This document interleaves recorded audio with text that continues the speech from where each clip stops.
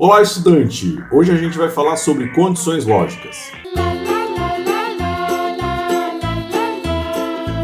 Bem, não sei se vocês lembram lá daquela aula sobre operações matemáticas, em que a gente foi ver o exemplo, né, onde a gente fazia as 4 operações lá básicas, e no caso da divisão a gente teve um problema. Então eu trouxe aqui mais ou menos aquele exemplo, só que só isoladamente aqui fazendo a divisão. E o problema era o seguinte, né, quando o usuário ele informava o divisor igual a zero. Então, se eu executar esse cara aqui, informar um valor qualquer aqui para o dividendo e colocar zero no divisor, então ocorre aquele problema, né? Ou dá aquele panic, né? Aquela exceção, ou acontece como aconteceu aqui, né? O resultado mais infinito. Por quê? Porque não pode dividir por zero. Então aqui o ideal seria o quê? Fazer um tipo de tratamento. Se o divisor for diferente de zero, legal, faz aí a operação. Caso contrário, manda uma mensagem para o usuário e fala, não pode dividir por zero. Como que a gente pode fazer isso? Para fazer isso, primeiro você tem que entender operações booleanas, operações lógicas e saber fazer comparação entre números. Se você não sabe fazer isso, volta para a aula anterior que lá eu ensino. Dado que você sabe fazer isso, vamos lá. Então o que a gente precisa fazer aqui é fazer uma comparação lógica, tá? Então antes de fazer essa divisão, eu preciso verificar se o divisor ele é diferente de zero. Para isso, a gente cria uma condição lógica com o operador if, né, que significa se. Então qual que é a ideia? Se o divisor for diferente de zero, faz o que tem que fazer aqui. Caso contrário, a gente manda lá uma mensagem para o usuário. Então vou colocar aqui o if e vou colocar aqui divisor diferente de zero. E aí eu vou isolar esse bloco aqui que depende do fato do divisor ser diferente de zero entre chaves. Então vou abrir chaves aqui. O VS Code vai já criar a chave de fechamento. Eu vou expandir isso aqui e vou recortar esse código aqui, Ctrl X, coloca ele aqui para isolar. Então agora qual que é a ideia? Ele só vai fazer a divisão se o divisor for diferente de zero. Então vamos executar aqui novamente. Vou colocar aqui de novo 7, divisor 0, não aconteceu nada. É o ideal acontecer isso? Não, calma que a gente vai arrumar isso. Mas ó, se eu executar novamente, divisor 7, dividendo 7, divisor, sei lá, 2, aí ele faz a divisão, né? Então 7 dividido por 2, 3,5. Bem, só que, como eu falei ali anteriormente, o ideal não é o seu programa não dar feedback para o usuário. Lembra disso, tá? Qualquer programa, aplicação, seja um programa de linha de comando, seja um aplicativo para celular, seja uma aplicação web ou desktop, sempre você tem que dar algum feedback para o seu usuário para ele sentir uma segurança e não achar que seu programa deu pau, né? Tá com bug. Então, o que eu tenho que fazer aqui? Eu tenho que mandar exibir uma mensagem caso o divisor seja igual a zero, tá? Se eu colocar essa mensagem isoladamente aqui, por exemplo, colocar um print line aqui e falar, ó, divisor não pode ser igual a zero. Qual que é o problema de fazer isso aqui? Essa mensagem ela vai aparecer invariavelmente, então não importa se ele colocou em um divisor igual a zero ou diferente de zero, ela sempre vai aparecer, veja só. Então se eu chegar aqui e colocar, né, 7 divisor 0, bacana, apareceu a mensagem, divisor não pode ser igual a zero. O problema é, se o usuário informar aqui um divisor que não seja zero, aqui, por exemplo, 3, ele vai mostrar o resultado e vai mostrar a mensagem também, o divisor não pode ser igual a zero. Aí o usuário vai olhar, tá, mas por que você está falando isso para mim? Eu não informei zero para o divisor, né? Então, a mensagem aqui de erro, né, essa mensagem do divisor não pode ser igual a zero, ela só deve aparecer caso o divisor seja igual a zero. Como que eu faço isso? Eu poderia, por exemplo, criar uma outra condição aqui, né? Se divisor for igual a zero. Só que tem uma forma melhor de fazer isso, né? O operador if, ele tem um antagonista, né? Que é o senão. Então, qual que é a ideia? Se o divisor for diferente de zero, faz a divisão. Se não, mostra essa mensagem. Como que é o senão aqui na linguagem Go? É o operador else. Então aqui eu vou colocar esse else imediatamente aqui após o final do if, tá? Tem que ser imediatamente ao final do if. E vou abrir chaves aqui também. E aí eu vou recortar aqui esse print line e vou jogar ele aqui dentro. Então o que acontece aqui? Eu tenho a condição lógica e o antagonista da condição. Então se o divisor for diferente de zero, eu executo isso aqui. Se não, ou seja, se o divisor for igual a zero, mostra essa mensagem. Vou executar aqui novamente para dar uma olhada. Então de novo, né? 7, 0, mostra a mensagem, legal. Agora 7, 2, mostra a divisão e nada da mensagem, tá? Nesta situação aqui, a gente tem, né, duas condições que são mutuamente exclusivas. O que isso significa? Quando uma acontece, a outra não acontece. Então, se você tem uma situação que tem duas condições, duas situações que elas são ali mutuamente exclusivas, né, elas são antagonistas, ou seja, quando essa acontece, essa aqui não acontece e vice-versa, você organiza assim com este if-else, né, com esse conjunto de bloco aqui if-else. Dessa forma, a gente aqui agora, né, pela primeira vez nessa série, a gente tem um programa que ele não tem só um fluxo de execução. Ou seja, antes da gente colocar esse if-else, todas as linhas de código desse script, né, desse programa, eram executadas da primeira até a final. Agora depende da situação. Então, se o divisor for igual a 0, ele vai executar todas essas linhas aqui, vai executar essa comparação, só que vai pular para essa linha aqui, né, para o else, para o bloco do else. Caso contrário, se o divisor for diferente de 0, ele executa todas essas linhas aqui, faz a verificação do if e executa essas linhas sem executar esse bloco do else. Então perceba que o nosso programa ele vem descendo num único fluxo de execução, e aí a gente tem uma bifurcação. Então tem a situação aqui do divisor diferente de 0 e tem a situação do divisor igual a 0. Tá ficando interessante, né? Agora, vamos explorar um cenário em que a gente tem mais de duas condições. Vamos escrever um programa aqui, vamos fazer uma calculadora básica, né? Onde o usuário vai informar dois números reais, só que ele vai escolher qual é a operação que ele quer fazer dentro daquelas 4 operações básicas, tá? Então ele vai informar os dois números, vai informar qual é a operação que ele quer fazer e dependendo da opção dele a gente faz a operação correta. No caso da divisão a gente faz esse tratamento aqui também. Então eu vou preparar aqui o script e já volto. Bem, então estou de volta aqui, já inicializei o script. Perceba que eu já fiz a leitura aqui, né, dos dois valores. Então pedi para o usuário informar o primeiro número, o segundo número. E agora o usuário tem que escolher a opção, tá? Então o que eu vou fazer? Eu vou fazer um menuzinho aqui para ele. Então mandei umas mensagens para ele assim, ó, digite a opção desejada. E eu estou falando, ó, se você escolher 1 é soma, 2 é subtração, 3 é multiplicação e 4 é divisão. Então eu vou criar aqui uma variável chamada opção, tipo string mesmo, que eu não vou, esse número aqui eu não vou fazer nenhum tipo de operação com ele, pode ler como string, não tem problema. E aí eu vou ler aqui com o scanf. Então eu vou colocar aqui, abrir aspas, percentual S, e aí faço a leitura do valor na variável opção. Então o usuário vai digitar uma dessas opções. E aí eu vou fazer o seguinte, eu vou criar condições lógicas para verificar qual que é a opção e dependendo da opção a gente faz a operação correta. Então, antes de fazer essas condições, eu vou criar duas variáveis. Uma variável chamada resultado, do tipo float 64, e também eu quero verificar se ele digitou uma opção válida, né? Porque se ele não digitar uma opção válida, não vai ter nenhum resultado para exibir, né? Então, por exemplo, digitou 5, não tem operação 5. Então, eu vou criar aqui uma variável chamada resultado foi calculado, e essa variável vai ser um booleano, tá?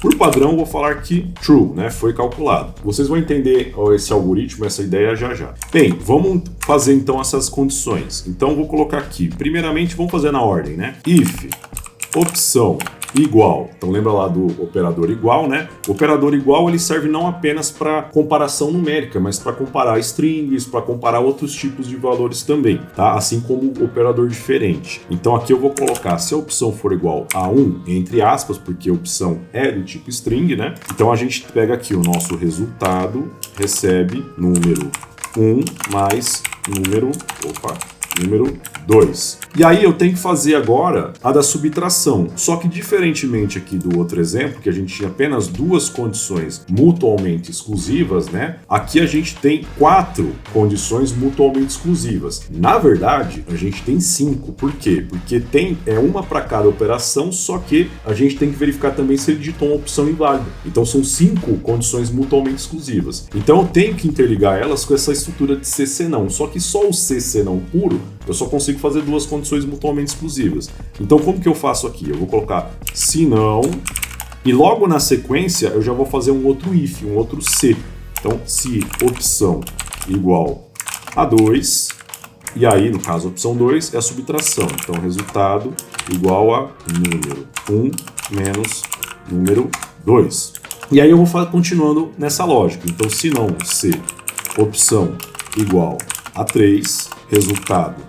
Aí, no caso, 3 é multiplicação, né? Número 1 vezes número 2. Novamente, se não, se opção igual A4, e aqui, ó, a opção 4 é divisão. Então eu tenho que também verificar aí se o divisor, né, que no caso aqui é o número 2, ele é diferente de 0. Então eu vou colocar aqui dentro desse bloco, desse if da opção da divisão, uma outra condição lógica. Então, if número 2 diferente de 0, né? Então lembra lá, né? O divisor tem que ser diferente de 0. Aí eu vou pegar aqui, resultado recebe número 1 dividido pelo número 2. E se o número 2 for igual a 0, ou seja, o divisor é igual a 0, então eu vou ter que fazer aqui o senão, e eu vou marcar aqui que o resultado não foi calculado.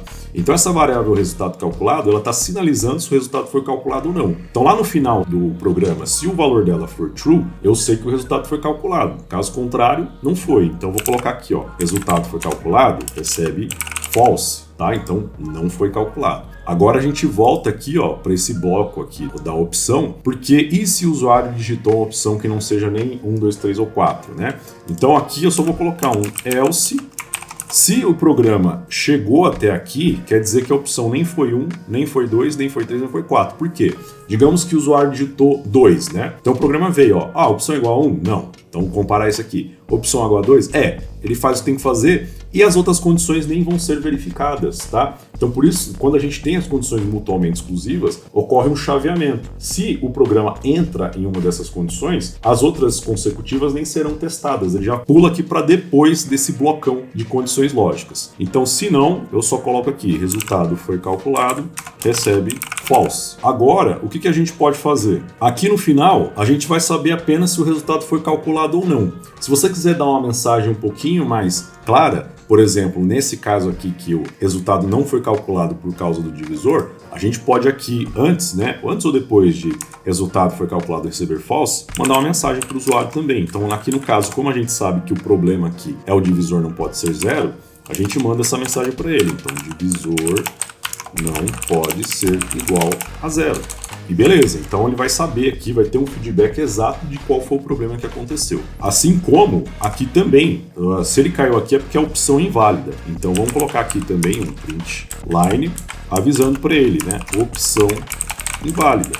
Beleza, então após todos esses blocos aqui a gente já tem a certeza de algumas coisas. Primeiramente, se ele digitou uma opção válida e números válidos, né, para aquela determinada opção, o resultado foi calculado. Se ele digitou a opção 4, que é divisão, mas o divisor era igual a 0, vai mostrar a mensagem ali que é igual a 0 e está marcado que o resultado não foi calculado. E se ele digitou uma opção inválida, vai mostrar para ele que a opção foi inválida e vai mostrar que o resultado não foi calculado. Então, depois de todo esse bloco aqui em que a gente já tem o cálculo, caso ele pudesse ser feito, a gente pode fazer uma última condição, que é se resultado foi calculado igual a true, a gente exibe aqui o resultado. Então fmt, printf, vou colocar assim, resultado, percentual f, e aí a gente mostra aqui o resultado.